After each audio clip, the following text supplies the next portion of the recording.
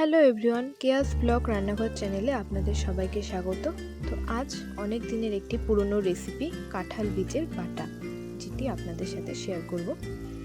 তো এই কাঁঠাল বীজের বাটা করার জন্য প্রথমে বীজের সাদা খোসাগুলো ভালো করে ছাড়িয়ে নিয়ে ধুয়ে নিতে হবে। ধুয়ে নিয়ে এটা সিদ্ধ করতে বসিয়ে দেব।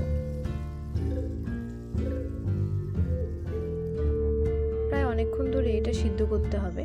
আর মশলা বাটার জন্য মশলা নেওয়া হয়েছে এখানে পেঁয়াজ কুচি, শুকনো লঙ্কা, রসুন আর কালো জিরে।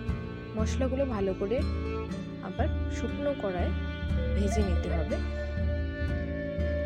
এরপর ভাজা মশলাগুলো শিলনোড়ায় বেটে নেওয়া হচ্ছে।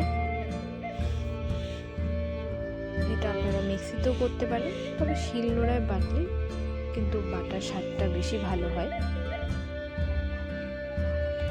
এরপর সিদ্ধ করা কাঁঠাল বিচিগুলো বেটে নেওয়া হচ্ছে। আর বীজ বাটার সময় কিন্তু লবণ দিয়ে দেওয়া হয়েছে।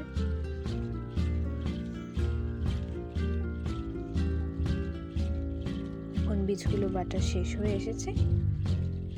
এরপর মশলার সাথে বীজগুলি একসাথে মেখে নিতে হবে। ভালো করে মেখে নেওয়ার পর আরেকবার বেটে নিতে হবে, তাহলে ভালো করে মিক্স হয়ে যায় সবকিছু একসাথে। আর খেতেও কিন্তু দারুণ হয়।